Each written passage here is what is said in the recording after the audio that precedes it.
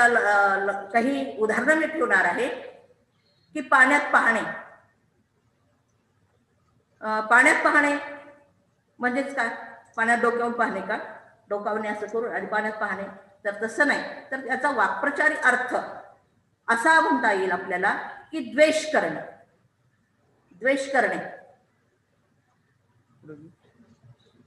पण दुसरा आणखीन आपल्यापुढे एक मी शब्दाचा प्रयोग ठेवेल की कान पिळणे. कान हा अवयव आहे ना, मग हा अवयव पिळणे असं हा एक प्रचलित अर्थ झाला. परंतु त्याच्या पाठीमध्ये एक वेगळा असा अर्थ आहे की तो अर्थ असा आहे की शिक्षा करणे या अर्थाने. तर ह्या आपल्याला या शक्ती ओळखता आल्या पाहिजेत. आपल्याला जी भावना व्यक्त करायची असते त्यातील पोषक असे शब्द, त्यातील अक्षरांची योजना, शब्दांची निवड करण्यासाठी शब्दांच्या अंगी अर्थ प्रकट करण्याची जी शक्ती आहे ती शब्दशक्ती. मग ही 3 प्रकारची शब्दशक्ती आहे. एक अभिधा, लक्षणा आणि व्यंजना. आता अभिधा शक्ती कशाला म्हणायचं? तर एखादा शब्द उच्चारलो आपण आणि हे उच्चारल्यानंतर त्याच्याशी निगडीत जो सर्वसामान्य अर्थ त्यातून निघतो, सर्वसामान्य अर्थ निघतो, त्याला म्हणायचं अभिधा. आता उदाहरणार्थ जंगलात खूप साप आहे, सरळ वाक्य, जसं आपण मागे विचार केला की केवळ वाक्य म्हणजे सरळ साधं, आणि त्याच्यातून जो अर्थ हा वाच्यार्थ हा प्रगट होत असतो. दुसरी अशी शक्ती आहे की लक्षणा. ज्यावेळी आपण शब्द किंवा एखादं वाक्य याचा मूळ अर्थ, त्या शब्दाचा मूळ अर्थ न घेता त्याच्याशी सुसंगत असलेला दुसरा अर्थ घेतो, त्यावेळी शब्दांच्या त्या शक्तीला लक्षणा असे म्हणतात आणि त्याच्या अर्थाला लक्षार्थ असं म्हणलं जातं. आता उदाहरणार्थ आम्ही बाजरी खातो. बाजरी खातो म्हणजे प्रत्यक्ष बाजरीच खातो का? म्हणजे त्या बाजरीपासून तयार केलेले पदार्थ खातो. घरावरून उंट गेला, घरावरून उडी टाकून गेला का? नाही. अरे बाळांनो, समोरून मॅडम एकच मिनिट असलेला मॅडम एक मिनिट. अरे बाळांनो, रेषा उडू नका. थांबा. मॅडम तुम्ही स्क्रीन शेअर करताय का? दुसरं कोणी आहे तुमच्या बाजूला? हा आहे. ते वरच्या तुम्ही काय करा, ग्रीन पट्टीवर तुम्ही एकदा न्या कर्सर वर, एक तुम्हाला बार अॅनोटेट त्या 3 टिंब असतील, त्या टिंबवर डिसेबल टू आयनोटेक करा आणि त्या अलीकडे पेन आहे घेऊन ते ऑल क्लिअर करा. हो. आणि विद्यार्थ्यांनो, बाळांनो, थोडस आपलं जे वर्तन आहे ते योग्य असावं हे थोडस लक्षात घ्या. आपल्यासाठी हे सगळं चाललेलं आहे. सुसंगत असलेला दुसरा जो अर्थ तो आपल्याला घ्यायचा असतो. तिसरी जी शक्ती आहे, करा पेन दिसायली, पेन क्लोज करा. क्लोज कर. हो, पेन क्लोज करायची. नाही, आणखी चालूच आहे. अॅनाटॉमिकवर नाही क्लिक करा, ती निळ्याच्या ऐवजी पांढरं येऊ द्या. अॅनाटॉमिक हा चालू द्या. हो.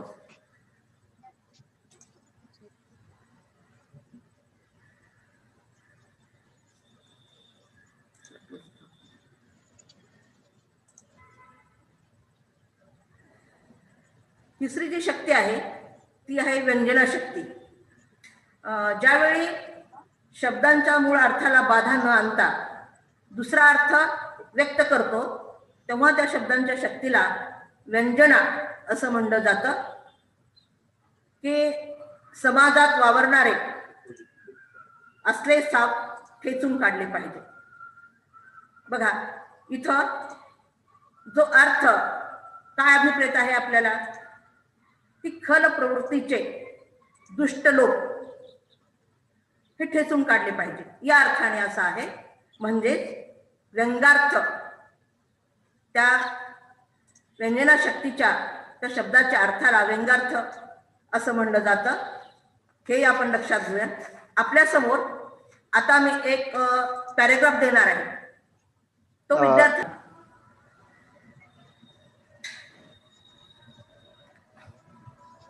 तीच का मॅडम? त्याच्या अगोदरचा आता होता तो एक उतारा आहे बघा.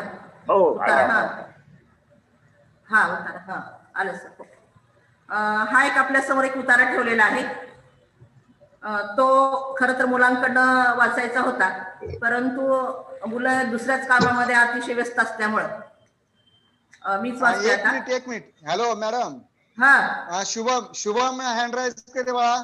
शुभम किंवा अवनी किंवा सायली, तुम्ही तिघ जण हँड राईज करा. घेऊ आपण काय नाही. आहेत काय गुणी पण लेकर आहेत आपल्याकडं. हो बाळांनो हँड. हा सायली, हा मी तुला अनम्यूट करतोय. अनम्यूट हो आणि उतारा वाच. व्हिडिओ चालू कर. उतारा वाच. सगळ्यांनी ऐकायचं आहे आणि प्रचलित अर्थ न राहता वेगळा अर्थ प्राप्त झालेले असे काही शब्द आहेत, काही वाक्य आहेत, तर ते आपल्या वहीमध्ये, तुम्ही वही आणि पेन घेऊन बसताच आहे, दररोज आपल्याला सांगण्यात येतं, तर त्याची नोंद करून ठेवायची आणि त्यावर मग आपण थोडस बोलणार आहोत. हा मुला तुम्ही हात उभा राहू द्या रे बाळा. हँड राईज राहू द्या. तुम्ही 2-4 जण राहू द्या हँड राईज. हा सायली वाचन कर उतार्याचं. मुद्दामपणा हे अर्धवट ज्ञानाचे लक्षण आहे. ज्याला थोडेसे सायलेन्स कळाले की तो म्हणतो आम्ही निसर्गावर मात केलेली विजय झालो. पण खरा शास्त्रज्ञ असे करत नाही. एक शोध त्याला लागला की तो म्हणतो देवा तुझी लीला अगाध आहे. किती कौशल्याने तू जगात वस्तू निर्माण करतोस.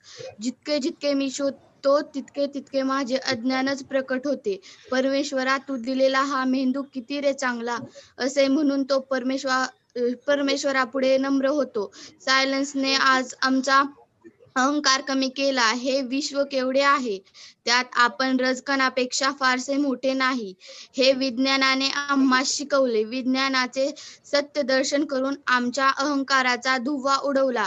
खरे जे शास्त्रज्ञ त्यांची वृत्ती अशी आहे. तुकाराम महाराज एका अभंगात म्हणतात, महान पुरे झाडे जाती तिथे लवाळे वाचती. जगाचा मामला धिक्काधिक्कीचा आहे. त्यात वाचायचे असले तर नम्रता धारण करायला हवी. पण परमेश्वरापाशी आपण जातो त्या दगडाचाही पुढे आपलं मस्तक नमवितो का? आपण दाखवतो परमेश्वरा माझ्या बुद्धीची कार्याची सपाटी जमिनीबरोबर आहे. दगडापेक्षा मी काही मोठा नाही, काही नाही माझ्याजवळ, आणि तू तर सर्वसंपन्न. लहान मुलाप्रमाणे आपण तोंडावर चापटा मारून घेतो. आपली नम्रता व्यक्त करण्यासाठी आपण हे सारे करतो. नम्रता संपली की माणुसकीही संपली. यदुनाथ थत्ते. हा बघा, सारीने खूप छान उतारा वाचलेला आहे. यदुनाथ थत्तेंचा हा उतारा, आणि त्यामध्ये आपल्याला असे एक वेगळे शब्द आपल्याला लक्षात आले असतील की त्यांचा प्रचलित अर्थ न राहता एक वेगळा अर्थ आपल्याला तो शोधायचा आहे. तरी पण मी सांगते आता की मात करणे हा एक तिथं आलेला आहे बघा, वाक्प्रचार या अर्थाने. आणि परत त्यानंतर धुव्वा उडवणे, तोंडावर चापटी मारून घेणे, नम्रता धारण करणे, महापुरे झाडे जाती तेथे डोहाळे वाचती, शास्त्रज्ञ, सत्यदर्शन. तर हे जे शब्द आहेत, या शब्दातून आपल्याला एक वेगळा अर्थ प्राप्त होतो. हा उतारा वाचला, हे शब्द तुम्ही लक्षात घेतलेत, तुमच्या वहीमध्ये तुम्ही लिहून ठेवलात, आणि आपण पूर्ण विवेचन झाल्यानंतर मग हे शब्द कोणकोणते, वाक्प्रचारक कोणते आहेत, शब्दसमूहाबद्दल कोणता शब्द आहे आणि म्हण कोणती आहे, हे आपण पाहणार आहोत. हे तुम्हाला एक माहितीच हवं, आणि या अनुषंगाने आपण ते लक्षात घ्यायचं आहे. आता यानंतरची पीपीटी आहे की वाक्प्रचार. वाक्प्रचार या घटकावर आता आपण पाहणार आहोत की वाक्प्रचार कशाला म्हणायचं. या उतारामध्ये वाक्प्रचार आले, परंतु हे ओळखायचे कसे हे आपल्याला माहिती पाहिजे. तर आपल्याला असं म्हणता येईल, अगोदर आपण उदाहरणं घेऊयात की तो 4 वर्ष SSC ची वारी करीत आहे. लक्षात घ्या,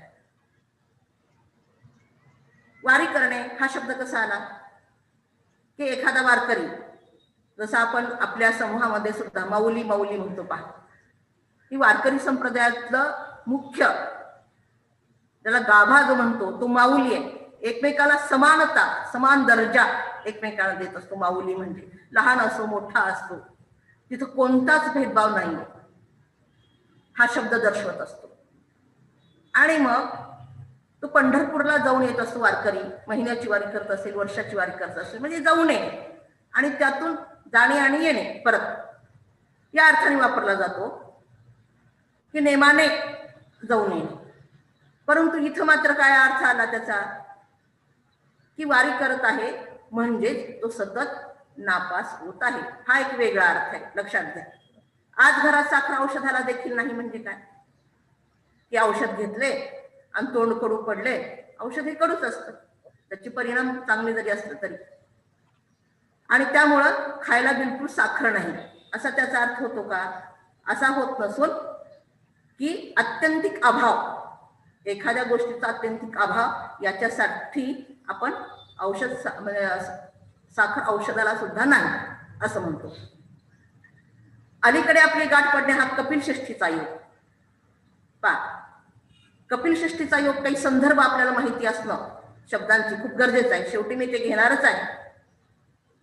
परंतु कपिल षष्ठीचा योग म्हणजे काय, तर भाद्रपद महिना, या भाद्रपद महिन्यातली कृष्ण पक्षातली षष्ठीची तिथी, आणि त्यामध्ये वार हा मंगळवार असला पाहिजे, आणि रोहिणी नक्षत्र, हस्त नक्षत्र याचा जो एक जमून येणारा योग आहे, विलक्षण योग, याला ज्योतिषशास्त्रामध्ये कपिल षष्ठी योग असं म्हटलं जातं.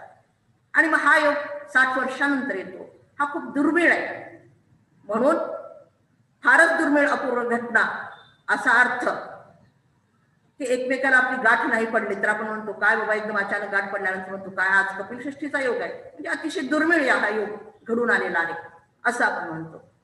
घर घेण्याचे निश्चित ठरताच आजच मी रामभाऊंना सुपारी दिली. सुपारी दिली म्हणजे काय, जेवण झालं आणि तिथं तुम्ही खा आता सुपारी असं म्हणून दिलेली असते का, खाण्यासाठी तो पदार्थ दिलेला असते का, तर नाही. या अर्थाने आपल्याला इथे प्रचलित अर्थ घेता येणार नाही, तर त्याचा वाक्प्रचारी वेगळा अर्थ असा होईल की आपण एक करार केला की मी घर घेणार आहे, निश्चित ठरलेला आहे आणि हा त्याच्याशी केलेला आहे तो करार आहे. म्हणजे इथं आपल्या लक्षात येईल की हे जे शब्द प्रकार असतात त्यांना नेहमीचाच अर्थ न राहता त्यांना वेगळाच अर्थ प्राप्त झालेला असतो. यानंतर आपण पाहणार आहोत की काही प्रश्न कशा पद्धतीने विचारले जातात. आता तुम्ही परीक्षार्थी आहात स्कॉलरशिपचे, तर कशा वेगवेगळ्या पद्धतीने विचारले जातात.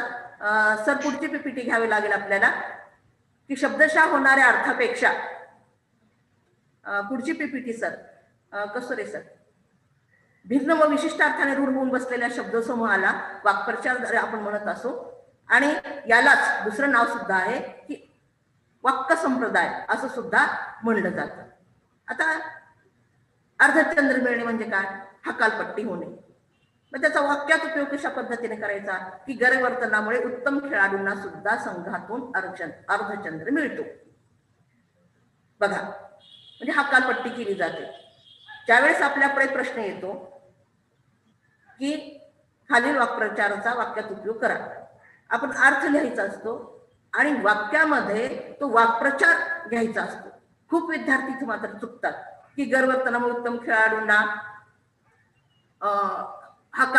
उत्तम खेळाडूंची हकालपट्टी केली जाते, हे अयोग्य.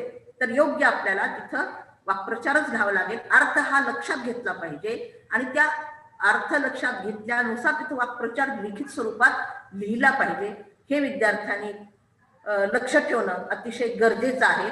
आणि तमा नसणे, परवा नसणे, स्वार्थी व्यक्तीला कधी दुसऱ्यांच्या भावनांची तमा नसते असं आपण वाक्य लिहिलं. आपण जे वाक्य निवडणार आहोत, ज्या वाक्यामध्ये वाक्प्रचार आपण घालून वाक्य लिहिणार आहोत, ती वाक्य एक अर्थपूर्ण आणि काहीतरी चांगली वाक्य अशी निवडली पाहिजे. आणि लिहित असताना सुद्धा स्वार्थी व्यक्तींना दुसऱ्याची तमा नसते. दुसऱ्याची तमा नसते म्हणजे कोणत्या बाबतीमध्ये, भावनांची तमा नसते, असं व्यवस्थित अर्थ त्यातून प्रकट झाला पाहिजे. अशाच पद्धतीची वाक्य आपण लिहिली पाहिजे. सलगी करणे, मैत्री करणे, हितोपदेशातील जी कथा आहे त्या कथामध्ये अनेक प्राणी एकमेकाशी त्यांची सलगी केलेली आढळते. संगोपन करणे, पालन पोषण करणे, प्रत्येक आईवडील बालपणी आपले उत्तम प्रकारे संगोपन करत असतात आणि याचीच जाणीव सर्व तरुणांनी सुद्धा ठेवली पाहिजे. जसं आपल्या आता विद्यार्थ्यांनी सुद्धा जाणीव ठेवली की आपले गुरुजन आपल्याला ज्ञान देतात, ज्ञानामृत पाजवतात, तेवढे ज्ञानाचे कण वेचायला शिकवतात आणि आपण त्यांच्याशी कशा पद्धतीने वर्तन केलं पाहिजे. लक्षात घ्या आहे ना. म्हणजे हीच जाणीव आपण आईवडिलाच्या प्रती सुद्धा ठेवतो का, ठेवली पाहिजे, गुरुंच्या प्रती सुद्धा ठेवली पाहिजे. मी कशा अर्थाने म्हणलं हे पण तुम्हाला लक्षात आलं असेल. उपहासात्मक म्हणलं हे पण विद्यार्थ्यांच्या कळलं असेल, परत ते सांगायची गरज नाही. आता इथं आणखी दुसरा प्रकार आपण दिलेला आहे की वाक्प्रचार आणि त्यांचे अर्थ. श्री गणेशा करणे, सुरुवात करणे. आता हे विद्यार्थ्यांकडनं अपेक्षित होतं की एखादं वाक्य त्यांच्याकडनं आपल्याला घ्यायचं होतं, पण वेळेअभावी आता फक्त मीच हे सगळे वाक्याचे उपयोग सांगते आहे आणि तुमच्याही लक्षात येईल की अशा पद्धतीचे वाक्य आपण निवडले पाहिजेत. चांगले ती वाक्य असावेत. एखाद्या गोष्टीचा आपण जो सुरुवात करतो ती सुरुवात करणे याला आपण श्री गणेशा करणे असं म्हणतो. गणेश पूजनानेच कोणत्याही कार्याचा श्री गणेशा केला जातो किंवा गणेश पूजनानेच कोणत्याही कार्याचा श्री गणेशा करतात. अनुकंपा वाटणे, दया वाटणे. म्हाताऱ्या माणसाला हातगाडी ओढताना पाहून कोणालाही अनुकंपा वाटेल. आस्था असणे, आपलेपणा असणे. आस्था असते म्हणूनच इथल्या संस्थांना स्वयंसेवी भारतीय परदेशातून मदत करतात. इथे कसं एक वाक्य येते पहा. शेवटीच वाक्प्रचार यावा असंही नाही की सुरुवातीला वाक्प्रचार घेऊन सुद्धा आपल्याला अशी वाक्य सुद्धा तयार करता येतात किंवा लिहिता येतात. हेही लक्षात घ्यावं. आस्था असते म्हणूनच इथल्या संस्थांना स्वयंसेवी भारतीय परदेशातून सुद्धा मदत करतात. इंगा दाखवणे, धडा शिकवणे. शिवाजी महाराजांनी शाहिस्तेखानाला चांगलाच इंगा दाखवला. नाहीतर आपण काय करतो की शिवाजी महाराजांनी शाहिस्तेखानाला चांगलाच इंगा दाखवणे असं नाही. हे वाक्य व्यवस्थित वाटतं का, कानाला रुजतं का, पटतं का, वाचनाला सुद्धा ते योग्य वाटतं का. आपली मातृभाषा मराठी आहे. आपण जन्मल्यापासनं नव्हे, जन्माच्या अगोदरपासनं, आईच्या उदरापासनं आपण हे अवगत करत आलेल्या भाषा आहोत, म्हणूनच त्याला मातृभाषा असं म्हटलेलं आहे. लक्षात घ्या. आणि हे आपल्याला लगेच चटकील याच्यातली जी काही त्रुटी आहे किंवा ज्या चुका आहेत त्या आपल्या लक्षात येतात. वाक्य वाचल्याबरोबर वाक्य योग्य वाटत नाही आणि हे लक्षात घेऊन त्या वाक्याची रचना आपण केली पाहिजे. उदो उदो करणे, जय जयकार करणे. जसं आता परवाच आपण म्हटलो दसऱ्या दिवशी उदो उदो अंबाबाई आहे की नाही, म्हणजे जय जयकार केलो देवीचा. नेहमी षटकार मारतो म्हणून आता जो सध्या क्रिकेट क्षेत्रामध्ये जो गाजतो आहे मनीष पांडे, या मनीष पांडेचा उदो उदो केला जातो. आणि शक्यतो उदाहरणामध्ये चांगल्या पद्धतीची पौराणिक ऐतिहासिक संदर्भ असलेली आणि अशा सुद्धा करंट जे नॉलेजच्या संदर्भामध्ये असतात तशा पद्धतीची ती वाक्य थोडीशी निवडावी, जेणेकरून त्या विद्यार्थ्याला या सगळ्या गोष्टी सुद्धा माहिती आहे, अवगत आहे, म्हणजे ज्ञान आहे या गोष्टीचं सर्व. हे त्या तपासणाऱ्याला किंवा पुढच्याला लक्षात येत असतं. त्यासाठी अशा पद्धतीची चांगली वेटेज असलेली अशी चांगली वाक्य सुद्धा आपल्याला निवडता आली पाहिजे. आणि हे केव्हा शक्य होतं? मग आपण वेगवेगळ्या पद्धतीचं वाचन केलेलं असेल, दुसऱ्या चांगल्या चांगल्या कार्यक्रमामध्ये आपण ऐकलेलं असेल चांगल्या चांगल्या व्यक्तींना, आणि त्याचबरोबर आपलं कुठं वक्तृत्व स्पर्धेमध्ये वगैरे आपण भाग घेतलेला असेल, निबंध स्पर्धेमध्ये भाग घेऊन लिखाण केलेलं असेल, त्या निमित्ताने आपण वाचन करतो, ऐकतो, त्याचा उपयोग करतो, तर हे त्यावेळेस शक्य होतं. त्यामुळं हे जे कौशल्य आहे, ही कौशल्ये आपल्या विद्यार्थ्यामध्ये विकसित होणं अतिशय गरजेचं आहे. आणि तरच अशा पद्धतीची वाक्ये आपल्याकडून लिहिली जातील किंवा उच्चारली जातील. पहा, त्यानंतर एका पायावर तयार असते आहे ना. एका पायावर तयार असणे म्हणजे काय? उत्सुक असणे. परदेशात जायला आपण सर्वजण म्हणण्यापेक्षा आपण सुधीर म्हणूया. सुधीर एका पायावर तयार झाला. कदर करणे, पर्वा करणे. दुसऱ्याच्या कष्टाची आपण कदर केली पाहिजे. एवढ्या सुंदर पीपीटी कोणीतरी कष्टाने बनवलेले आहे आणि त्या पीपीटीला कसं अशोभनीय करावं, म्हणजे त्या कष्टाचं चीज कसं करावं हे आपल्याला सुद्धा कळायला हवं आहे. हेही लक्षात घ्या विद्यार्थ्यांना, मुद्दा म्हणून मी सांगते तुम्हाला. तर दुसऱ्याच्या कष्टाची कदर जर असेल तर अशा प्रकारचं कृत्य कोणाच्याही हातातून होत नाही. आणि जसं म्हणतात ना, बाळाचे पाय पाळण्यात दिसतात, आत्ताचीच ही वृत्ती नंतर मोठेपणी सुद्धा तशाच प्रकारची होऊ शकते. आणि त्यामुळंच हे तुमचं हे वय जे आहे ते संस्कार घेण्याचं आहे वय. आपल्याला सांगितलेलं असताना सुद्धा आपल्याला जसं काय ऐकू येत नाही, आपण बहिरे आहोत असं समजून परत आणखी तेच कृत्य करतो, हे अशोभनीय, विद्यार्थी म्हणून तर अशोभनीय असतं. हेही सुद्धा आपण लक्षात घ्यावं. आम्ही किती जरी तुम्हाला गोड शब्दामध्ये बोलत असलो तरी कुठंतरी मनामध्ये ह्या बाबी आपण सुद्धा हे लक्षात घेतल्या पाहिजे. पुढचा शब्द आहे की दंडवत घालणं, साष्टांग नमस्कार करणं. लक्षात घ्या, आपण दंडवत कोणाला घालतो आहे ना? चांगल्या व्यक्तींना, आदर्शवत व्यक्तींना, आई वडिलांना आहे ना, जिथं आपली श्रद्धा आहे अशा समोर सर्व अर्थाने दंडवत म्हणजे पूर्णपणे नम्रतेनं, लीनतेनं, एक समर्पणाची भावना ठेवून आपण दंडवत घालत असतो. वारकरी पांडुरंगापुढे दंडवत घालत असतात किंवा दंडवत घालतात. खस्ता खाणे, कष्ट करणे. आई वडील मुलांसाठी खस्ता खातात तेव्हाच कुठे मुले मोठी होतात. गांगारून जाणे, गोंधळून जाणे. अचानक मुलींच्या सासरची माणसे आलेली पाहून राधाबाई गांगारून गेल्या. खो घालणे, एखाद्या कामामध्ये विघ्न आणणे. खो घालणे म्हणजे सर्वानुमते ठरलेला आहे सहलीचा बेत. आता बेत ठरला आहे, त्यात कुणी खो घालू नका, म्हणजे कुणी अडथळा करू नका या अर्थाने. 14वे रत्न दाखवणे म्हणजे चांगला चोप देणे. लक्षात घ्या, 14वे रत्न दाखवणे म्हणजे चांगला चोप देणे. अजिबात अभ्यास करीत नाहीत म्हणून शेवटी आईने रोहनला 14वे रत्न दाखवले. जेरबंद करणे, अटक करणे. मोगल सैनिकाला जेरबंद करून राजापुढे उभे केले. ठाव घेणे, अंदाज घेणे.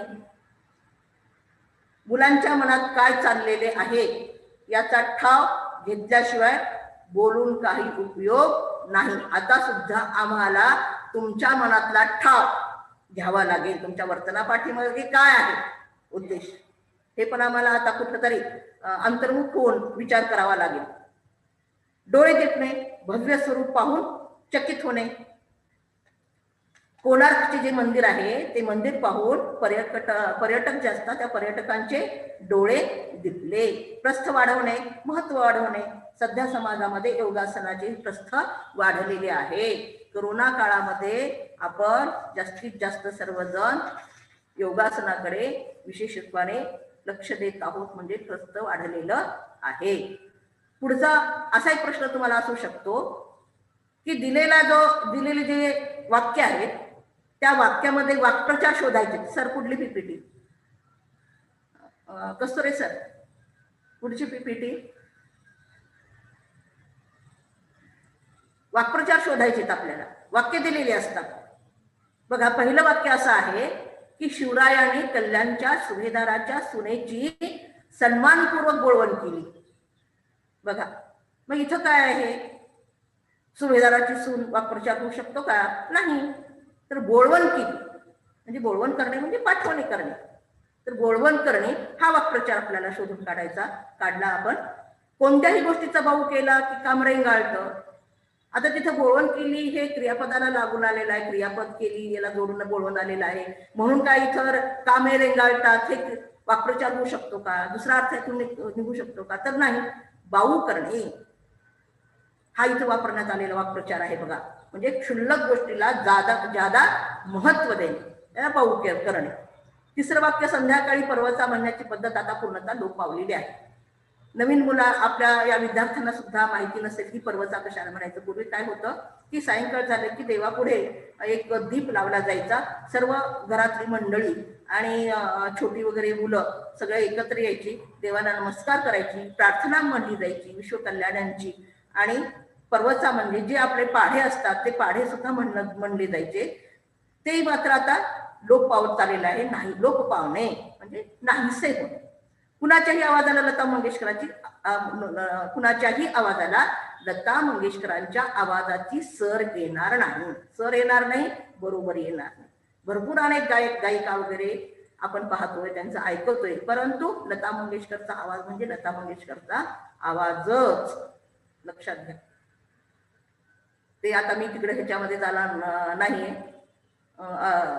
अलंकारामध्ये वगैरे, परंतु इथं त्याची बरोबरी ही आवाजाची दुसऱ्या कोणाला येणार नाही, म्हणजे सर येणार नाही. परदेशातही स्वामी विवेकानंदाच्या देशप्रेमाचा प्रत्यय आलेला आहे, अनुभव आलेला आहे. प्राचार्य शिवाजीराव भोसलेंचे भाषण श्रवण करून लोक मंत्रमुग्ध होत असत, म्हणजे त्यांचं भाषण ऐकून प्रभावी होत असत. मंत्रमुग्ध होणे हा एक वाक्प्रचार इथं आलेला आहे. त्यानंतरचा आपल्याला असाही प्रश्न येत असतो की वाक्प्रचाराचा अर्थपूर्ण वाक्यात उपयोग करायचा.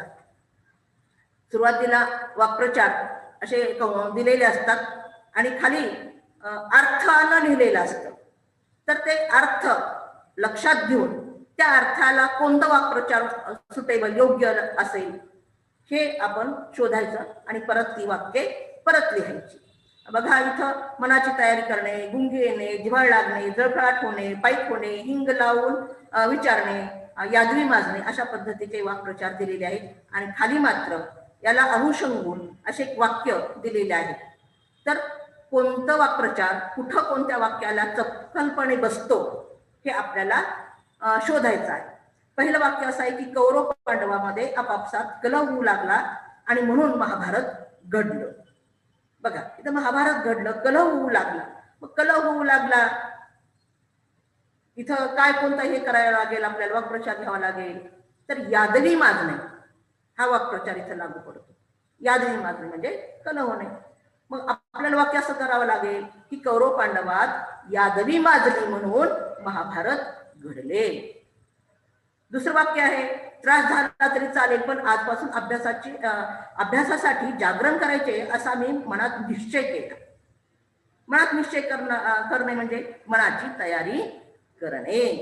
मग आपल्याला असं वाक्य लिहावं लागेल की त्रास झाला तरी चालेल पण आजपासून अभ्यासासाठी जागरण करायचे अशी मी मनाची तयारी केली. निश्चय केला, त्या शब्दानुसार तर क्रियापद झालं. बघा, मागे आपण शिकले पुल्लिंग, स्त्रीलिंग, वचन, अनेक वचन किंवा ज्याला आपण असं म्हणू की शब्दांच्या 4 जाती, विकारी, 4 जाती अविकारी वगैरे. आणि हे असल्यामुळं आपल्याला लगेच लक्षात येतं की स्त्रीलिंग आल्यानंतर त्याचा कर्ता कसा कर्त्याप्रमाणे क्रियापद कसं वगैरे बनतं. आणि त्यामुळे तशा पद्धतीचा निश्चय केला आहे. परंतु आपलं वाक्प्रचार घेतल्यानंतर आपण मात्र मनाची तयारी केली असं इथं क्रियापद येत असतं. तर तशा अनुषंगाने उद्वरी केला आहे म्हणून मनाचा तयारी केला अशा पद्धतीनं लिहिता येणार नाही. थोडेसं वाचन केल्यावरही मला तर झापडच येते. आता झापड म्हणजे गुंग येते, इथं हा वाक्प्रचार बसेल योग्य. थोडेसे वाचन केल्यावरही मला तर गुंगीच येते. आम्ही लहान असताना कुठे पडलो आणि खोल जखम झाली तर आमची आई जखमेत हळकूड भरायची. हळदीची पुडी आहे ना ती भरायची. मग इथं कोणता वाक्प्रचार आपल्याला घ्यावा लागेल? आम्ही लहान असताना कुठे पडलो आणि खोल आणि जिव्हाळ लागणे. जिव्हाळ लागणं म्हणजे खोल जखम होणे. जिव्हाळ लागणे म्हणजे खोल जखम होणे. जिव्हाळ लागले तर आमची आई जखमेत हळकूड भरायची. भारताची सतत होणारी प्रगती पाहून अतिरेकी मनातल्या मनात खूप संताप होतात. बघा, आता इथं काय येईल? खूप संतापणे म्हणजे जळफळाट होणे हा वाक्प्रचार आपल्याला वापरावा लागेल. भारताची सतत होणारी प्रगती पाहून अतिरेक्यांचा खूप जळफळाट होतो. अतिरेक्यांचा खूप जळफळाट होतो. पर्यावरणाच्या रक्षणासाठी झटणाऱ्याची मी आनंदाने सेवा करीन. सेवा करणे पाईक होणे. पर्यावरणाच्या रक्षणासाठी झटणाऱ्यांचा मी आनंदाने पायीक होईन अशा पद्धतीनं आपल्याला वाक्प्रचार दिल्यानंतर आणि खाली वाक्य त्याच्या अर्थानुसार जर दिलेले असतील तर आपल्याला कोणता वाक्प्रचार कोणत्या वाक्याला सुटेबल आहे, योग्य आहे हे लक्षात घेऊन तो वाक्प्रचार घालून परत आणखी आपल्याला वाक्य लिहावी लागतात. केव्हा केव्हा असाही प्रश्न येतो, पुढची पीपीटी सर, की वाक्प्रचार आणि त्यांच्या अर्थाच्या जोड्या या पण आपल्याला जुळवता आल्या पाहिजेत. कंसामध्ये सर्व हे दिलेले आहेत, वाक्प्रचार दिलेले आहेत आणि खाली मात्र त्याचे अर्थ दिलेले आहेत. आता विनंती करणे म्हणजे अर्जव करणे, खूप राग येणे, पित्त खवळणे, अंदाज घेणे, कानोसा घेणे, बारकाईने लक्ष ठेवणे, कटाक्ष असणे, निश्चय करणे, खुणगाठ बांधणे आणि सवय होणे, पचनी पडणे, अशा पद्धतीने आपल्याला त्या जोड्या लावायच्या आहेत. आता आपण पाहिलं की वाक्प्रचार आणि यानंतरचा आपला घटक जो आहे तो आहे म्हणी. आता म्हणी म्हणजे काय? हे एक छोटे खाणी गद्य वाङ्मयाची कृती असते. ही अनुभवांच्या खाणी म्हणजेच म्हणी असंही याला म्हणलं जातं. अतिशय कमी शब्दामध्ये परिस्थितीचा अन्वयार्थ अथवा तत्संबंधी सूचक समर्पक कालातीत भाष्य व्यक्त करणारा लोकपरंपरेने वापरला जाणाऱ्या अर्थपूर्ण शब्दसमूहाला म्हण असे म्हणतात. लक्षात घ्या. जसं आपल्याला माहिती आहे की न्यायालयामध्ये एक लिपी असते शॉर्ट मधली आणि हे दावे प्रतिदावे वकील वगैरे एकमेकांशी जे चर्चा करतात, बोलतात, आपलं मत मांडतात, तर तिथे एक टायपिस्ट तो एका लिपीमध्ये सांकेतिक तिची भाषा त्याच्यामध्ये तो टाईप करत असतो आणि नंतर त्याचं विश्लेषण करतात. या कोडवर्डला अतिशय महत्व आहे. आपल्याला संश्लेषण विश्लेषण हे सगळं करता आलं पाहिजे. थोड्याशा विषयामध्ये आशय भरपूर साठलेला तशाच पद्धतीने म्हणीमध्ये सुद्धा असतो. काही उदाहरणं आपण घेणार आहोत. अति तेथे माती म्हणजे कोणत्याही गोष्टीचा अतिरेक हा वाईटच असतो. उचलली जीभ लावली टाळायला, विचार न करता जो बोलतो त्याला आपण म्हणतो की काय, उचलली जीभ लावली टाळायला. एकटा जीव सदाशिव, एकट्या माणसाला कसलीच चिंता नसते. एखादा माणूस असेल त्याला कोणती जर चिंता नसेल किंवा त्याच्या मागे काही जबाबदाऱ्या नसतील, काही नसतील, दुसरं इतर तर काही काम नसेल तर आपण म्हणतो काय बाबा तुमचं एकटा जीव सदाशिव. नाकापेक्षा मोती जड म्हणजे कनिष्ठ दर्जाचा असून सुद्धा माणूस वरिष्ठापेक्षा वरिष्ठ दर्जाची वर्तणूक करतो, तशा पद्धतीचं वागतो, त्यावेळेस आपण म्हणतो की नाकापेक्षा मोती जड. विषय विद्या तिशी धड, योग्य वयामध्ये योग्य ते काम केलं पाहिजे. 20 वर्षामध्ये 25 वर्षापर्यंत आपल्याला विद्या संपादन करता आली पाहिजे आणि नंतर 30-35 वर्षापर्यंत आपल्याला धन कमवणं म्हणजे अर्थार्जनासाठी काहीतरी शोधलं पाहिजे. या अर्थाने शक्तीपेक्षा युक्ती बरी, जी कामे शक्तीने होत नाहीत ती बुद्धीच्या वापराने होतात, त्यावेळेस ही म्हण वापरली जाते. लष्कराच्या भाकरी भाजणे म्हणजे फायदा नसलेल्या ज्या गोष्टी असतात जे की निरुपयोगी, तर त्याच्यासाठी उद्योग करणे. यामध्ये असं आपल्याला वहिनीची वैशिष्ट्य काही सांगता येते की जीवनामध्ये वेगवेगळे जे अनुभव येतात माणसाला, त्या अनुभवाच्या नुसार म्हणी तयार झालेल्या आहेत. वेगवेगळी माहिती आपल्यातून कळते, सत्य जाणवते म्हणीमधून आणि उपदेश सुद्धा या म्हणीमध्ये साठलेला असतो. एक मार्मिक तत्व या म्हणीमध्ये दडलेलं असतं. एक असं म्हणा ना, समाजाचा तो आरसाच असतो. म्हणी म्हणजे चांगल्या वाईट प्रवृत्ती, आचार विचार, नानाविध चालीरीती, निरनिराळी नाती गोती इत्यादी जी सगळी प्रतिबिंबे या म्हणीमध्ये आपल्याला पाहावयास मिळतात. आता काही प्रश्न अशा पद्धतीने येतात की म्हण पूर्ण करा. अर्धवट म्हण दिलेली असते आणि खाली पर्याय दिलेले असतात आणि त्यामधला अचूक पर्याय आपल्याला निवडावा लागतो. सर पुढची पीपीटी घ्या. पुढची पीपीटी सर. म्हणी पूर्ण करायचे आपल्याला. आता तुम्ही विद्यार्थ्यांनी सुद्धा पटकीने आपल्या मनामध्ये कोणता पर्याय योग्य असेल याची नोंद वहीवर करायची आहे, म्हणजे त्याचं उत्तर खरं सांगितल्यानंतर तुमच्या लक्षात येईल, अरे मला समजलं.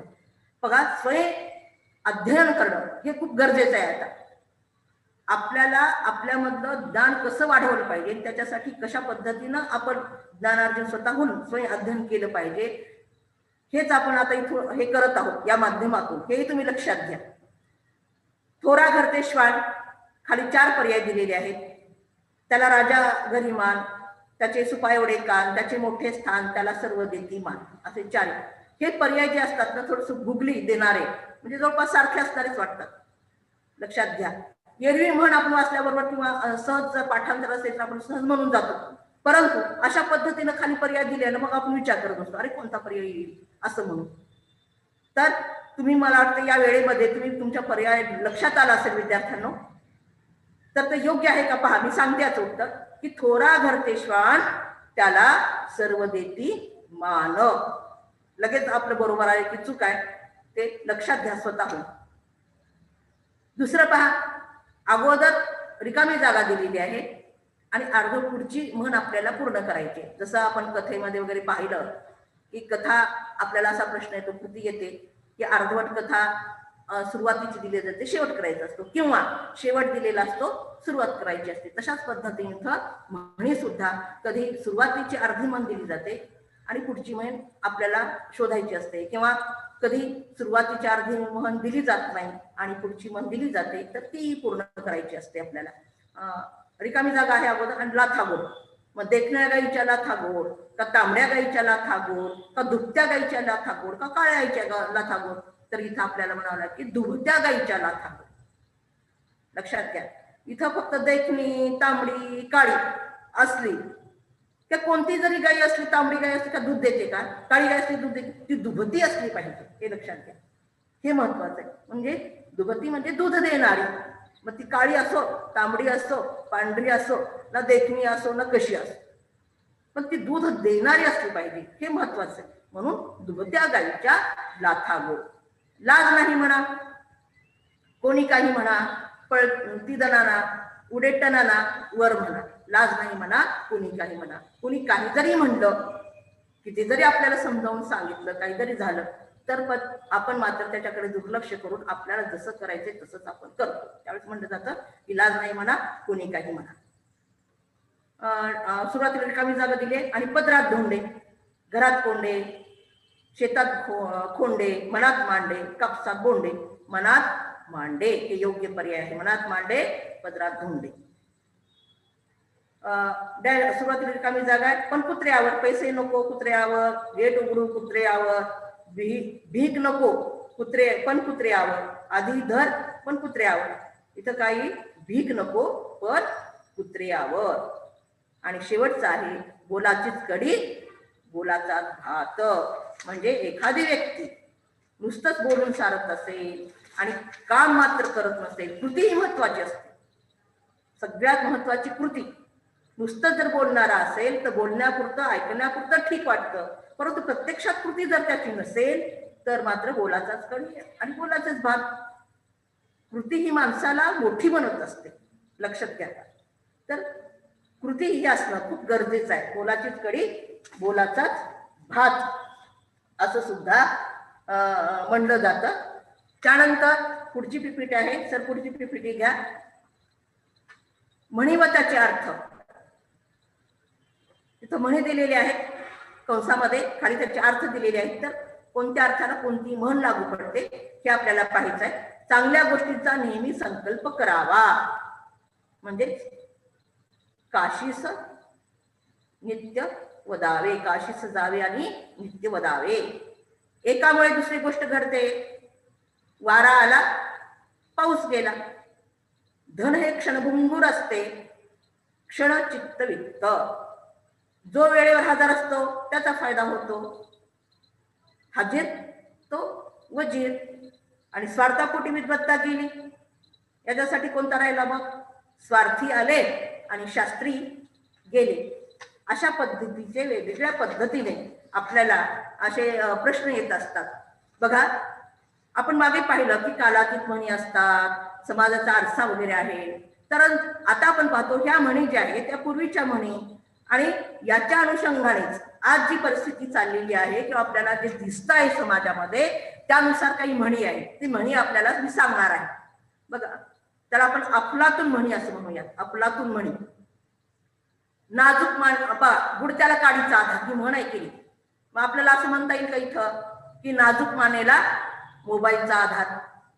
नाजूक मागणीला मोबाईलचा आधार. आपण पाहतो की नाही, असं मानेवर मोबाईल ठेवून बोललं जातं ते. आता मूर्ती लहान कीर्ती महान हा एक म्हणजे म्हण आहे.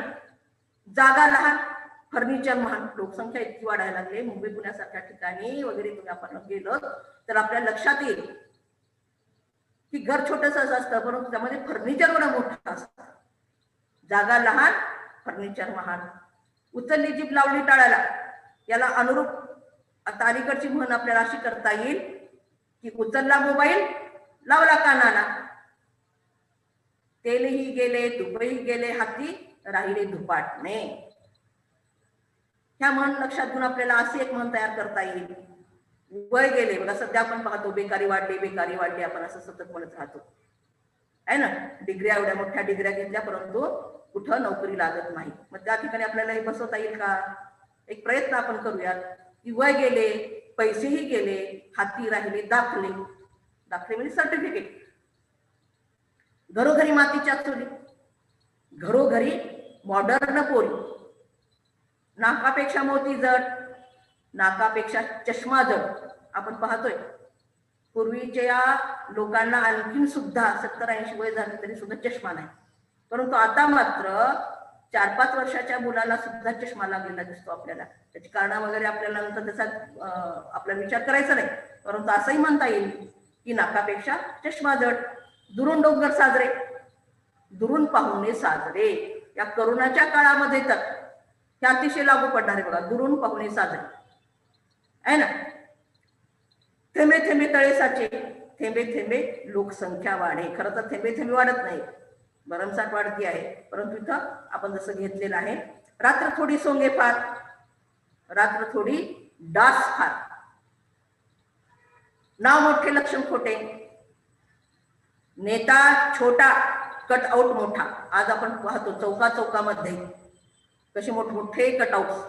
त्याचं कार्य कुठं असतं की परंतु त्या जे कटआउट जे असतात ती मात्र खूप मोठी मोठी भरभक्कम केलेली असतात. म्हणून नेता छोटा कटआउट मोठा.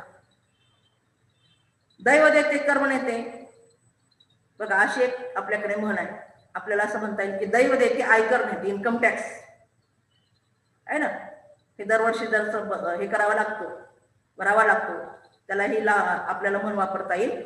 अशा पद्धतीचा आपण म्हणीबद्दलचा एक खेळ सुद्धा आपल्याला म्हणजे अशा पद्धतीनं घेता येईल विद्यार्थ्यांसाठीचा. आणि ते विद्यार्थी सुद्धा अशा प्रकारच्या समोर कोणी ठेवून समाजामध्ये ज्या ज्या गोष्टी घडतात वगैरे त्याचं सुद्धा हे करते. यानंतर आता वेळेअभावी खरं तर आपल्याला हे एक विठ्ठल उमाप यांच्या आवाजातून एक आपण म्हणीविषयीचं एक गीत ऐकणार होतो. परंतु वेळेअभावी त्याच्यामध्ये संगीत वगैरे असल्यामुळे जास्त वेळ जाणार असल्यामुळं आणखीन आपल्याला एक घटक घ्यायचा आहे. त्यामुळं मी तिथं म्हणते की एखादी गेयता असेल गाणं असेल जसं वृत्त घेत असताना सरांनी वृत्त लक्षात राहून भुजंग प्रयाती यचार येती असं एक वाक्य तयार केलं. यरतन भज सम माझा म्हणजे अशा पद्धतीनं ते लक्षात राहण्यासाठी काही क्लुप्त्या दिल्या. तशाच पद्धतीनं एक 30-35 म्हणी आपल्याला एकत्र आणून एखादं गाणं सुद्धा रचता येतं किंवा तयार करता येतं. याचाच प्रत्यय एक मी आता समोर आपल्या समोर ठेवणार आहे. असा जगाचा चाले हा खेळ नाही कुणाचा कुणाला मेळ. तेलही गेलं तुपही गेलं अहो हातामध्ये धुपाटणं आलं. तेल गेले तूप गेलं आता धुपाटणं आलं. नको नको ते बळच केलं आगीमधूनही फुपाटी नेलं. उघड्या संग नागड गेलं सारी रात ते हिवान मेलं. कारभार समजा ह्यो आना गोंदी एक ना धड 12 चिंदी. खायला आधी झोपायामध्ये अहो कामाला कधी मधी. चल त्या गाडीला घाली ती खिळ कुऱ्हाडीचा दांडा गोता सकाळ. द्राक्षाचा वेल लिंबावर गेला कडू कसा तर संगतीनं झाला. हातच्या काकणाला अरसा कशाला बैल गेला तो झोपा केला. जशी बुद्धी तशीच फळ जावं त्या वंशा तेव्हाच कळ. ज्याला होचन त्याला ना दात, बोलाची कढी बोलाचा भात. असं तिला शीत जमतील भूत, आंधळ दळत आणि पुत्र पीठ खात. काळाला पण आली नाही वेळ, पाण्या वाचून मासा तळमळ. पहा जो खाई त्याला खवखव, खाई त्याला खवखव हे म्हणाय बघा. पहा जो खाई त्याला खवखव, गाढवाला काय गुळाची चव. कुंपणा पावे तो सरड्याची धाव, खोट्याच्या भाडी कुऱ्हाडीचा घाव. अर्ध्या हळकुंडी झालंय पिवळं, सुंभ जळलं तरी जाईना पिळ. न करत्याचा वार शनिवार, अहो शहाण्याला शब्दाचा मार. सांगितलं इथन तुझं लसार, की बुड त्याला काडीचा आधार. मोठ्या घराचा वासा पोकळ, उथळ पाण्याला लई खळखळाट. उथळ पाण्याला खळखळाट आट ही म्हणालेली बघा. म्हणजे अशा पद्धतीनं हे जर गीत वगैरे ऐकलं सतत त्या गीतेनं आपल्याला पटकन लक्षात राहतं. जसं पिक्चरची गाणी विद्यार्थ्यांना लक्षात राहतात बघा, आहे ना. अशा पद्धतीनं आपल्याला विद्यार्थ्यांकडनं करून घेता येतं. तर यानंतर आपण पाहणार आहोत शब्द समूहाबद्दल एक शब्द. बघा शब्द, या शब्दाच्या भोवतीच आपण खरं फिरत आहोत. शोधला तर अर्थ आहे, वाढला तर कल आहे, सोसला तर सांत्वन आहे, झेलला तर आज्ञा आहे, टाकला तर वजनदार आहे, अक्षय पण आहे आणि निशब्द पण आहे.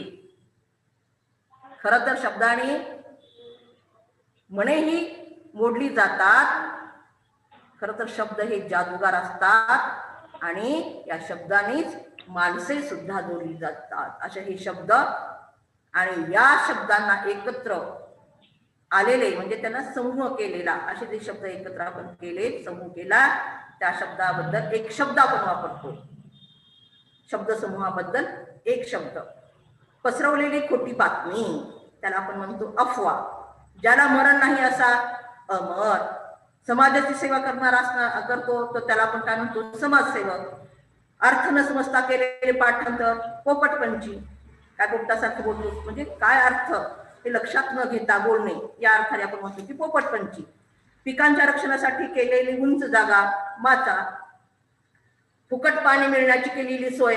उन्हाळ्यामध्ये वगैरे आपण पाहतो रस्त्यावर ठिकठिकाणी केलेली असते, रांजण वगैरे ठेवलेलं असते, पाण्याचं पाणी पिण्यासाठी ग्लास ठेवलेला असतो आणि विशेषतः काळजी घेतलेली असते, त्याला साखळी ठेवलेली असते, आहे ना. म्हणजे त्या ग्लासाला पाय फुटू नयेत म्हणून लक्षात घ्या. तर त्या अशा ठिकाणाला काय म्हटलं जातं पानपुई. दररोज प्रकाशित होणारे दैनिक. दगडावर कोरलेले कोरीव जे काम असतं त्याला शिल्प म्हणलं जातं.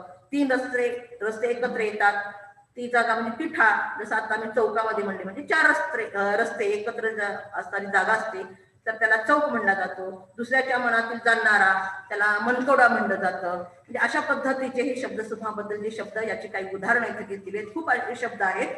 आणि त्या अनुषंगाने आपण की कशा पद्धतीचे प्रश्न किंवा कशा पद्धतीच्या कृती असतात त्या कृती आता आपण सोडवणार आहोत. तर इथं शब्दसमूहाचा अर्थ स्पष्ट करणारा शब्द आपल्याला ओळखायचा आहे. पहिलं असं एक वाक्य दिलेलं आहे बघा. धार काढल्यानंतर न निवडलेलं दूध. ग्रामीण भागामध्ये किंवा आपण आणखी आजोळी गेलो किंवा गावाकडे गेलो किंवा गावी राहणारे सुद्धा आता काही विद्यार्थी असतील तर असं होतं की गाईची धार काढल्याबरोबर आहे ना वरती फेस आणखी निवडला सुद्धा नव्हता, नसायचा. आणि त्यावेळेस मग ग्लासामध्ये किंवा अशा छोट्या तांब्यामध्ये दूध दिलं जायचं आणि ती प्राशन करायला लावायची म्हणजे मुलांना दिलं जायचं. आणि ते धारोष्ण दूध अतिशय चविष्ट, त्याची सर कशालाच येणार नाही, लक्षात घ्या. तर धार काढल्यानंतर न निवडलेलं दूध त्याला काय म्हणलं जातं धारोष्ण. एकाच वेळी गुरुकडे शिक्षण घेणारे सह अध्यायी. बघा म्हणजे इथं की नाही आपल्याला विचार करायला भाग पाडणारे असे शब्द दिले जातात पर्यायी. सह अध्यायी, शिष्य, सहोदर, विद्यार्थी. परंतु अर्थ आपल्याला प्रत्येक शब्दाचा नेमका अचूक माहिती पाहिजे, लक्षात घ्या. आणि म्हणून तिथं सह अध्यायी पर्याय येतो. कसली पारख नसलेला गाजर पारखी. स्वतःशीच केलेले भाषण त्याला स्वगत. हा स्वगत शब्द वगैरे जास्त करून नाटकामध्ये वगैरे येतो. स्वतःशीच केलेलं भाषण असतं, पुढे कोणी नसतं, काही नसतं, स्वतःने संवाद साधलेला असतो, त्याला स्वगत म्हणलं जातं. कुस्ती खेळण्याची जागा त्याला आखाडा म्हणला जातो. दुपारच्या जेवणानंतरची झोप त्याला वामकुक्षी असं म्हणलं जातं. या शब्दाबद्दल जास्त मी विश्लेषण करत बसणार नाहीये. पुढे आपण थोडस शोध संदर्भांचा हे पाहणार असल्यामुळे थोडीशे वेळेअभावी आपण पुढे पुढे चाललो आहोत. शब्दसमूहाचा अर्थ तुमच्या शब्दात लिहा असे शब्दसमूहाबद्दलचा एक शब्द दिलेला आहे आणि त्याचा अर्थ आपल्याला लिहिता आला पाहिजे. कामधेनू, इच्छिलेली वस्तू देणारी गाय. जे काय आपण इच्छा करू तिच्याकडे तर ती आपल्याला पुरवत असते. जसे आपण पुराणामध्ये ऐकतो वगैरे की ही गाय अशा पद्धतीची कुणाकडे होती, कोणत्या ऋषीकडे होती, मग कोणत्या ऋषीने ती गाय पाहून कशा प्रकारे त्यांच्यावर हे केलं, ती हस्तगत करण्याचा प्रयत्न केला, हे सगळं आपल्याला पौराणिक संदर्भात तिथं देत बसत नाही. कृतज्ञ म्हणजे जो उपकार केलेल्याची जाणीव ठेवतो, म्हणजे केलेले उपकार जाणणारा त्याला आपण कृतज्ञ म्हणतो. तर उपकारची जाणीव न ठेवणारा असा जो असतो त्याला त्या कृतज्ञ असं सुद्धा म्हणलं जातं. अविस्मरणीय, ज्याचा विसर पडणार नाही असा. अविस्मरणीय एखादी घटना अशी असते की कायम सतत कोर होऊन आपल्या मनामध्ये घर करून ठेवलेली गेली असते. अविस्मरणीय म्हणजे विसर पडणारच नाही अशा घटनेचा, तर ती अविस्मरणीय घटना. म्हणजे जिज्ञासू, जाणून घेण्याची इच्छा असलेला त्याला जिज्ञासू. विद्यार्थ्यांच्या बाबतीमध्ये आपण जिज्ञासू हा शब्द वापरतो कारण तुम्हाला वेगवेगळ्या गोष्टी जाणून घेण्याची खूप म्हणजे उत्सुकता असते आणि म्हणूनच तुम्हाला हातामध्ये मोबाईल आले तर कसं केल्यानंतर काय होईल, कशा रेषा येतील, काय येतील बघूयात का, कसे कलर आपल्याला टाकता येतील का, हे एक म्हणजे उत्सुकता, तुम्ही एक जिज्ञासू वृत्ती तुमची या कार्याच्या माध्यमातून सुद्धा आता दिसलेले आहेत. म्हणजे खूप छान विद्यार्थी आपण जिज्ञासू आहात हे पण लक्षात आलेलं आहे. हेर, शत्रूकडील बातमी काढून आणणाऱ्याला हेर म्हणलं जातं. निरपेक्ष, कुठलीही अपेक्षा न ठेवता जो करतो काम त्याला निरपेक्ष व्यक्तीचा म्हणतात. उत्क्रांती, हळूहळू झालेला जो बदल घडून येतो त्याला उत्क्रांती. जसं मानवाची उत्क्रांती झाली बघा, म्हणजे माकडाचा माणूस झाला, हळूहळू उत्क्रांत होत गेला, तो इतिहासामध्ये वगैरे झालेलंच आहे मुलांना सुद्धा. ती उत्क्रांती आणि एकदमच झालेल्या बदलाला क्रांती म्हणतात. जसं तुम्ही शिकता इतिहासामध्ये रशियन राज्यक्रांती, फ्रेंच राज्यक्रांती, एकदम झालेला बदल त्याला क्रांती म्हणलं जातं. अंगाई गीत, लहान मुलाला झोपवण्यासाठी आई जे गीत गाते त्याला अंगाई गीत म्हणलं जातं. अनुज, मागाहून जन्मलेला त्याला अनुज म्हणलं जातं. दैनिक, दररोज जे प्रकाशित होतं त्याला दैनिक असं म्हणलं जातं. पण ज्याची कार्य जे असतात ना त्या कार्यावरून सुद्धा काही त्याला शब्द एक दिलेले असतात ते आपण पाहणार आहोत.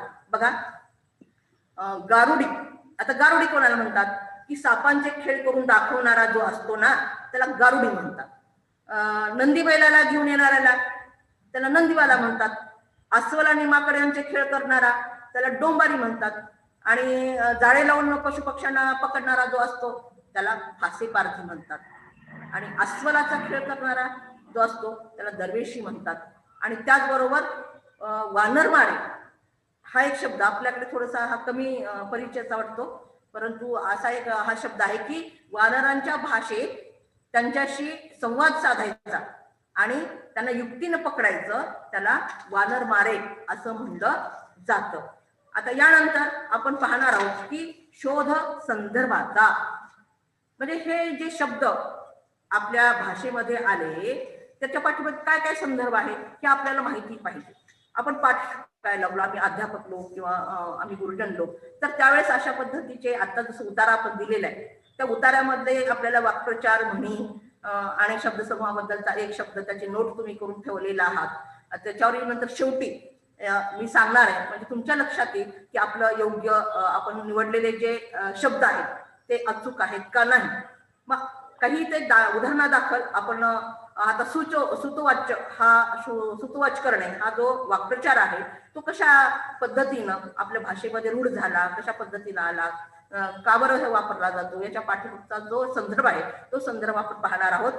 की सुरुवात करणे याचा अर्थ म्हणजे सुरुवात करणे, सुतोवाच करणे म्हणजे सुरुवात करणे. जसं मागे मी म्हणलं होतं की घ्यार सर म्हणायला लागले, अहो सौरश्री मलाच काय देता, मलाच काय देता, माझंच का उल्लेख करता. परंतु कोणत्याही कार्यक्रमाची सुरुवात जर कोणाच्या डोक्यामध्ये येत असेल तर घेवारे सरांच्या येते, म्हणजे सुतोवाच ते करतात आणि तिथून मग पुन्हा सगळी रंगरूप रेगोटी किंवा रूपरेषा वगैरे ठरत असते. म्हणजे कोणत्याही कार्याची सुरुवात प्रारंभ करणे त्याला सुतवाच करणे असं म्हणतात. पौराणिक संदर्भ असा आपल्याला देता येईल की सगळ्या पौराणिक कथा या सूत आणि शौनकांना सांगितलेले.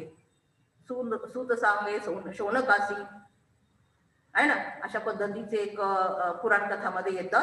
तर या कथेच्या प्रारंभी सूत उवाच, जसं आपल्याला ज्ञानेश्वरीमध्ये वगैरे दिसतं बघा, अर्जुन उवाच, संजय उवाच आहे ना, उद्धव म्हणजे आपल्या कृष्ण उवाच, अशा पद्धतीचं. तर तिथं उवाच म्हणजे सूत म्हणाला अशा अर्थाने वाक्य असतं. आणि म्हणून प्रत्येक गोष्टीचा प्रारंभ सूत करणे म्हणजे प्रारंभ करणे या अर्थाने ही वाक्प्रचार हा रूढ झालेला आहे. आता मखलाशी करणे म्हणजे काय? एखाद्या गोष्टीचा निर्देशक म्हणून केलेली खूण असते. कसं सरकार दरबारी वगैरे काय असतं की इनामपत्र, करारनामे, टोलपत्रे जी असतात ही सगळी तयार झाली लिहून की त्यावर मंजुरीसाठी जे वरिष्ठ अधिकारी असतात त्या अधिकाऱ्याकडे ती पत्र जातात आणि त्यात काय कमी काय जास्त हे सगळं पाहावं लागतं, तपासावं लागतं. आणि मंजूर आहे म्हणून एक निदर्शक म्हणून त्यावर एक सही किंवा एक खूण केली जाते. खूण म्हणण्यापेक्षा सही केली जाते त्यांच्या हस्ताक्षरामध्ये, आणि त्याला मखलाशी असं म्हणलं जातं. म्हणजेच यावरून सुधारणा करणे, मजकुरात कमी जास्त करून गोष्टीला इष्टरूप देणे असा इथं अर्थ घेतला जातो. त्यानंतर आहे भ्रमाचा भोपळा फुटणे. बघा, याच्या पाठीमागे एक हरिदासी कथा सांगितली जाते की एक माणूस असतो आणि त्याला त्याच्या तळघरामध्ये एक वाळलेला भोपळा सापडतो. आणि तो भोपळा सापडल्यानंतर त्याला माहिती असते की आपले पूर्वी अगोदर आपण लहान होतो त्यावेळेस तळघराकडे जाऊ देत नव्हते, आपल्याला हे करायचे, नको नको जाऊस वगैरे असे म्हणायचे, हे करायचे. आता आपले आजोबा गेले, वडील गेले, परंतु काहीतरी तळघरामध्ये विशेष आहे. तिथं पाकोळ्या वगैरे झालेले आहेत, आपण सुद्धा नंतर खूप दिवसांनी गेलो नाही, परंतु काहीतरी असेल असं त्याला वाटतं. आणि तो तळघराचं दार काढतो. पूर्वीच्या काळी असायचे तळघर वगैरे. आणि तो दार काढून बघतो तर काय दिसतो, त्याला एक भोपळा दिसतो वाळलेला. आणि मग तो वाळलेला भोपळा घेतो, असं असं करून आवाज होतो तर काय त्याच्यामध्ये असे खूप आवाज येतो. त्याला वाटतं याच्यामध्ये आपल्या पूर्वीच्या काळी अशा बँका नव्हत्या, बँकेमध्ये पैसे वगैरे ठेवायला. मग काय करायचे पूर्वीचे लोक, अशा पद्धतीनं कुठंतरी ठेवायचे. म्हणजे आवाज नाही मॅडम, आवाज येत नाही. हॅलो, हा काय भोपळा आहे, किंवा अशा प्रकारचं चिंधीमध्ये सुद्धा सोनं बांधून कुठे टाकायचे, कारण चिंधी आहे म्हणून दुर्लक्ष केलं जाईल म्हणून, अशा पद्धतीनं. आणि मग ते वाचल्यानंतर त्याला वाटतं आपल्या पूर्वजांनी काहीतरी याच्यामध्ये चांदीची नाणी वगैरे असायची पूर्वी, तर ती ठेवली असते. आणि त्याला खूप गरज पडते, तो सांभाळायचा त्या भोपळा, त्याला खूप गरज पडते. आणि गरज पडल्यानंतर एकदा पैशाची तो भोपळा तो फोडतो, पाहतो तर काय त्याच्यामध्ये काय दिसतं, वाळलेल्या बिया.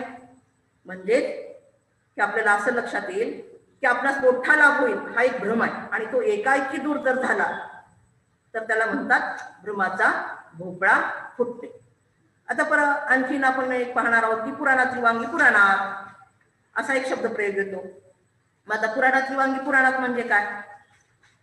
तर एक शास्त्री बुवा असतात, चातुर्मासाचा महिना असतो आणि चातुर्मासाच्या महिन्यामध्ये ते शास्त्र सांगत असताना बायका वगैरे सगळ्या जमलेल्या असतात, त्यांची पण पत्नी आलेली असते तिथं. आणि ते सांगतात की चातुर्मास महिन्यामध्ये चार जे महिने असतात त्या चातुर्मास, तर त्याच्यामध्ये वांगी ही निश्चित आहे, वांगी खायची नाही असं सांगतात.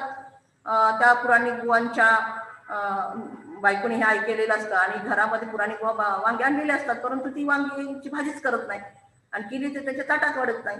आणि जेवायला बसल्यानंतर पुराणिक भावाला तर खूप भाजीची आवड आहे आणि ते विचारतात, अगं वांग्याची भाजी आण ना, मला वाढती. ती म्हणते, अहो तुम्ही तर सांगितलात ना की या 4 महिन्यामध्ये पुराणामध्ये सांगितलात की तुम्ही वांगी खायची नाहीत म्हणून. खरं तर वानगी म्हणजे उदाहरण असायची, वानगी, पण त्याचं वांगी असं झालेलं आहे. ते म्हणतात की पुराणातली वानगी पुराणात असतात, म्हणजे पुराणातली वांगी पुराणात, असा हा शब्द पुढे आलेला आहे. तेल गेलं तूप गेलं हाती दुपाटणं आलं, या म्हणीवर सुद्धा आपल्याला एक कथा वगैरे लिहायची असते, गोष्ट लिहायची असते. पण तरी सुद्धा विद्यार्थ्यांसाठी म्हणून सांगते की एक व्यापारी असतात आणि व्यापारी आपल्या तो नौकर आहे, त्या नौकरांसोबत वगैरे व्यापार करण्यासाठी निघालेले असतात. आणि पूर्वीच्या काळी अशी एवढी वाहनांची वगैरे सोय नव्हती की आज लगेच आपण मुंबईला पोहोचू शकतो, पुण्याला पोहोचू शकतो, लांब ठिकाणी जाऊ शकतो. वाहनांची सोय असल्यामुळे दळणवळणाची साधनं खूप आता मोठ्या प्रमाणामध्ये उपलब्ध झालेली असतात. परंतु हे पुराण काळातलं आहे, म्हणजे खूप जुन्या काळातलं आहे. आणि ते जात असताना मदल करत जावं लागायचं, मुक्काम पडायचे एका धर्मशाळा. पूर्वी राहण्यासाठी आता कसं लॉज वगैरे आहेत, हॉटेल्स वगैरे आहेत, पण तसं नसायची. काही खायलाही बाहेर मिळायचं नाही, सोबतच्या दसम्या वगैरे संपलेल्या होत्या आणि सोबत घेतलेल्या, आणि एका धर्मशाळेमध्ये उतरलेल्या असतात. धर्मशाळा म्हणून असायची, तिथं सगळेजण तिथं उतरायचं हे असायचं. आणि त्या धर्मशाळेमध्ये आपल्याजवळ दोषीदार आपण नेलेला असतो, कारण जे बनवलेलं असतं ते नंतर वीट म्हणजे चांगलं नाही राहत, आणि मग पुन्हा 1-2 दिवसांनी आपल्याला बनवावं लागतं. मग काही थोडंसं असं सामान की पटकीने तयार झालं पाहिजे, जसं काही भात पिठलं वगैरे, 3 धोंडे मांडले आणि 4 काट्या तिथं घातल्या, हे केल्या की त्याच्यावर तयार करता यायचं. आणि तशा पद्धतीनं ते बनवणार असतात, खाणार असतात. आणि तेलही नसतं, तूपही नसतं. तूप भातावर घेण्यासाठी आणि तेल मात्र वरणाला कुठे टाकण्यासाठी. मग ते आपल्या नोकराला सांगतात ते व्यापारी की जा रे बाबा एवढं तेल आणि तूप घेऊन येत. मग तो जातो पळत आपल्या मागचं काम ऐकण्यासाठी, ऐकून, आणि तो जातो आणि तिथं जातो दुकानात. तर दुकानदाराला म्हणतो की अहो मला तेल आणि तूप द्या. तो म्हणतो अरे कशात द्यायचं, आताच्या सारख्या काय प्लास्टिकच्या पिशव्या नव्हत्या त्या काळामध्ये, आहे ना. आणि तू अरे चा मी विसरलोच, थांबा म्हणतो. मग त्याला तिथं जवळ एक पासे देऊळ दिसतं, तो देवळाकडे जातो आणि तिथं काही आहे का पाहावं म्हणतो.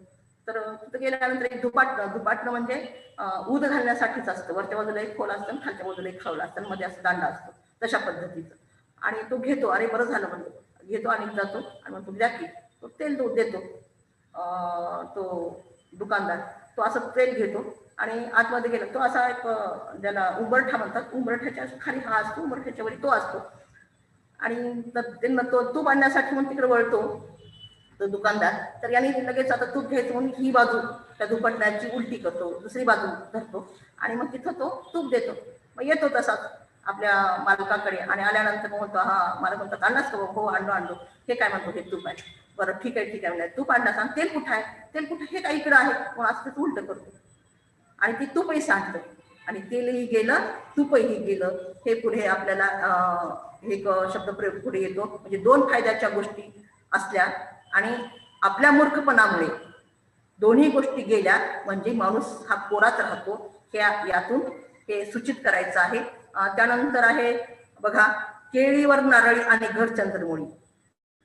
हे केळीवर म्हणजे मातीची घागर आहे, म्हणजे कोकणामध्ये वगैरे असं मातीच्या घागरीला केळी असं म्हणलं जातं. आणि नारळी म्हणजे नरोटी.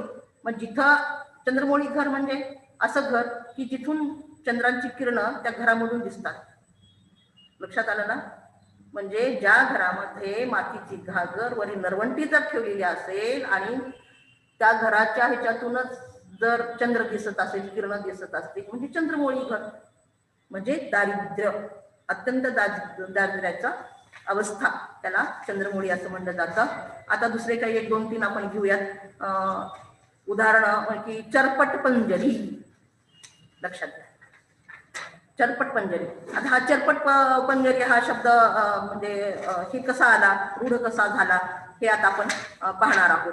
की एक पुराणामध्ये एक शंकराचार्यांच्या नावाखाली एक काव्य आहे आणि हे काव्य जे आहे हे काव्य एकाच वृत्तामध्ये आणि ते खूप रटाळ असं वाटतं आणि म्हणून तशाला चरपट पंजरी म्हणजे कंटाळा आणणार. जर एखादा भाषण सारखं सतत करायला लागला, कंटाळा येण्यासारखा, तर त्याला आपण काय चरपट पंजरी लावली इकडे. अशा आजागळ, आजा म्हणजे शिळी आणि तिच्या गळाच्या शेजारी तसं मांस तसं लोंबकळलेलं असतं बघा, की ज्याचा काहीच तिला उपयोग नसतो. म्हणजे कोणतेच कर्तृत्व नाही असा जो मनुष्य असतो, त्या असा अर्थ, स्वतंत्र अर्थ यातून आपल्याला निघतो की अजागळ म्हणजे काहीच कर्तृत्व नसताना सुद्धा त्या अशा मनुष्याला वापरणारा जाणारा हा असा एक शब्द आहे अजागळ. सतीचं वाण. सतीचं वाण हे कशा पद्धतीनं म्हणजे समोर आलेलं आहे.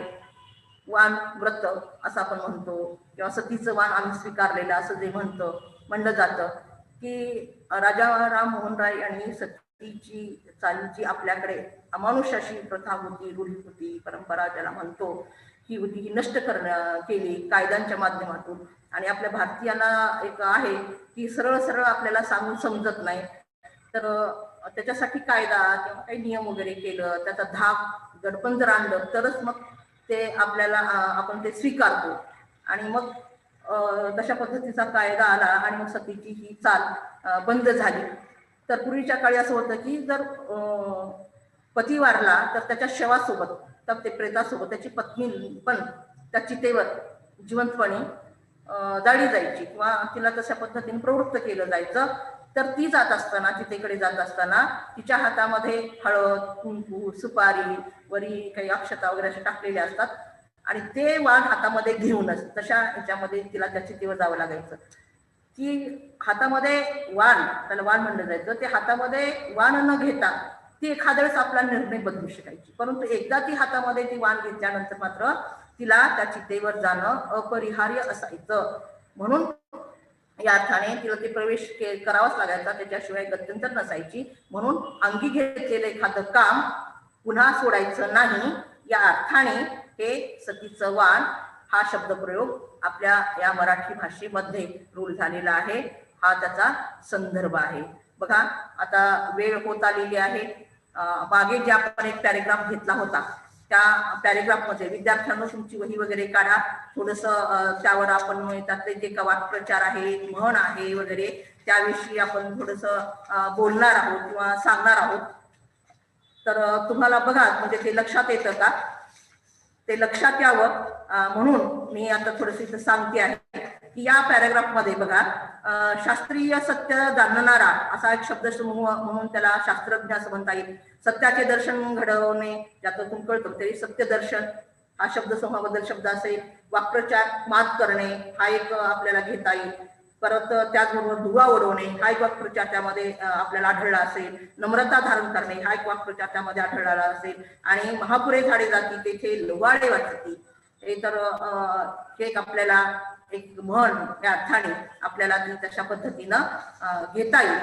जास्त मी आता माझंही चरपट पंजरी मी करणार नाही, थांबवणार आहे. परंतु शेवटी मला एक असं हे म्हणावंसं वाटतं किंवा हे विवेचन जे आत्ता जे केलेलं आहे, खरं तर भाषा ही आपली समृद्ध होण्याच्या दृष्टिकोनातून हे अतिशय महत्वाचं आहे की आपल्याला वाक्प्रचार, म्हणी वगैरे हे लक्षात येणं. आणि शब्दसमूहाबद्दल एक शब्द खरं तर आणखीन मला थोडंसं तुम्ही 1 मिनिटामध्ये मी सांगू इच्छिते की एका शब्दाचे अनेक अर्थ असणारे, अर्थछटा असणारे सुद्धा काही शब्द असतात. अंक, अंक म्हणजे 11, मांडी, मासिकाचा अंक, नाटकाचा अंक, वर, वर म्हणजे वरच्या बाजूला, नियोजित नवरा त्याला वर म्हणलं जातं. श्रेष्ठ किंवा आशीर्वाद या अर्थाने वापरला जातो. सुधा, अमृत, चुना किंवा मुलीचं नाव अशा पद्धतीने वेगवेगळे अनेक शब्द आहेत. त्याचबरोबर एखाद्या वाक्यामध्ये एकाच शब्दाला 2 अर्थ असतात. अशा पद्धतीचे सुद्धा काही वाक्य आपल्याला विद्यार्थ्यांना शोधण्यासाठी भाग पाडता येते. एक प्रकारचा हा एक खेळ आहे आणि या खेळांच्या माध्यमातून विद्यार्थ्यांना मराठी भाषेची गोडी निर्माण केली पाहिजे, आवड निर्माण केली पाहिजे. पुढे ते कोणतेही क्षेत्र, कोणतेही फील्ड निवडतील, परंतु या भाषे संबंधी त्यांच्या मनामध्ये जर गोडी निर्माण झाली तर त्यांचे वाचन हे खूप वाढेल आणि खूप अभ्यासू ते बनतील. आपल्याला माहिती आहे आपण 9वी 10वीचे ज्या वेळेस लेखक आपण भेटीला आणले त्यामध्ये वेगवेगळ्या क्षेत्रामधले हे लेखक म्हणजे बँकेमधले सुद्धा आपल्याकडे लेखक आपण त्यांना बोलवले. फील्ड कोणतंही त्यांचं कार्याचं असू देत, परंतु त्यांच्या भाषा जर समृद्ध झाली तर त्यांचं हे लेखनही वाढेल आणि त्यांची आवड ही निर्माण होईल. त्यासाठी हे अशा वेगवेगळ्या पद्धतीचे आपल्याला उपक्रम या वेगवेगळ्या खेळातून आपल्याला घेता येतील. तर मी एक सांगत होते की एकाच शब्दाला 2 अर्थ असतात असे काही वाक्य. हार झाली की हार मिळत नाही. हार म्हणजे पहिल्यांदा हार आलं पराभव या अर्थाने, दुसऱ्यांदा हार म्हणजे विधी झाल्यानंतर जो हार गळ्यात घातला जातो त्या अर्थाने. म्हणे शिरा खाल्ल्याने शिरा वाखडतात आहे ना. काढा पिऊन मग झोप काढा. काढा इथं क्रियापद नंतर चाले आणि सुरुवातीला काढा म्हणजे आता सध्या आपण जास्त काढ्यावर भर दिलेला आहे कोरोनाच्या काळामध्ये. तसा तो बनवलेला वनस्पतींचा काढा.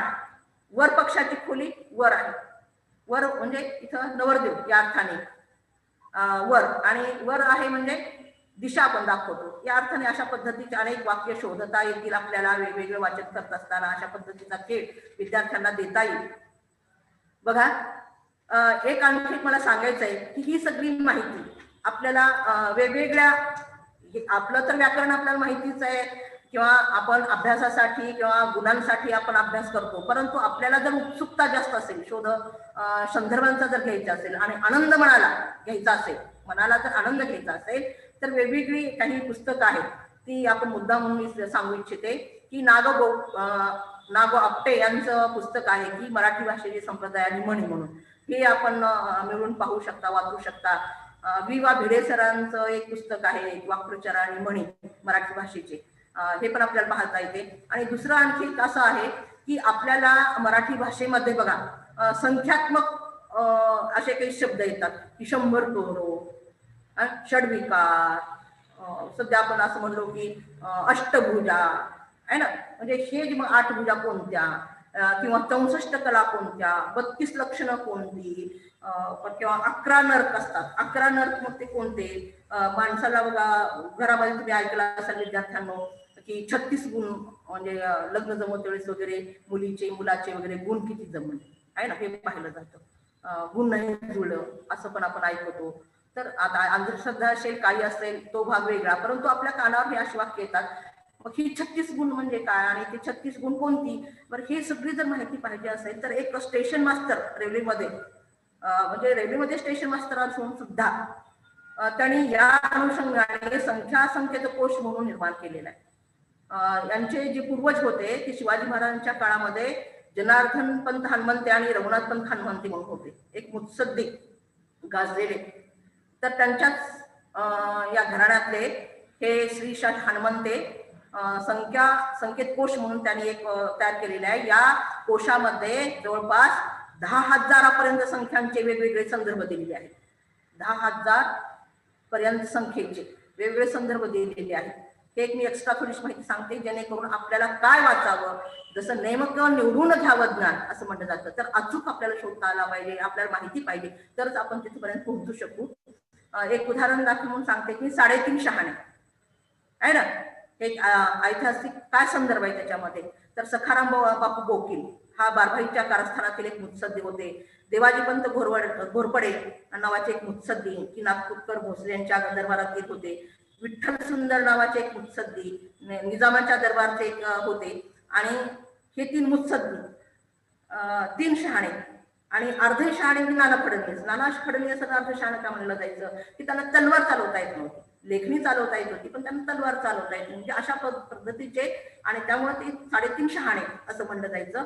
तर एकंदरीत आपल्याला असं म्हणता येईल की म्हणी वाक्प्रचार शब्दसमूहाबद्दल एक शब्द यांच्या स्वरूपामध्ये मांडल्यामुळे भाषा सुंदर बनते, प्रभावी बनते, भाषेचे सौंदर्य फुलते. श्रवण, वाचन, लेखन, भाषण हे आपलं सगळी कौशल्य ही आपण त्याची अक्षमता ही कौशल्य विकसित करता येतात.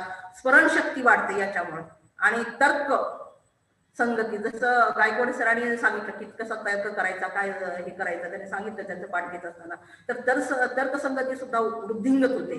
बुद्धिमत्तेमध्ये तर या तर्कसंगतीला खूप विशेषत्वाने भर देण्यात आलेला आहे. ऐतिहासिकपर्यंत योग्य असा अर्थ आपल्याला लावता येतो.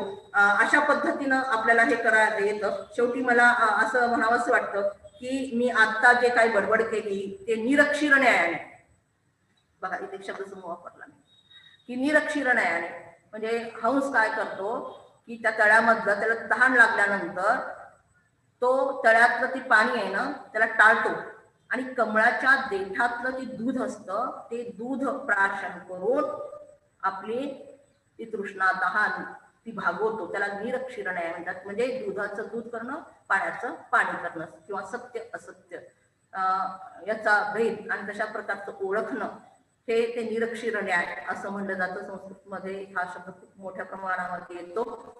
तर या न्यायाप्रमाणे तुम्हाला जे दूध वाटलं ते दूध आपण घ्यावं ते विचाररूपी, आणि जे पाणी वाटलं ते तसंच माझ्याकडे ठेवावं एवढी सर्वांनाच विनंती करते.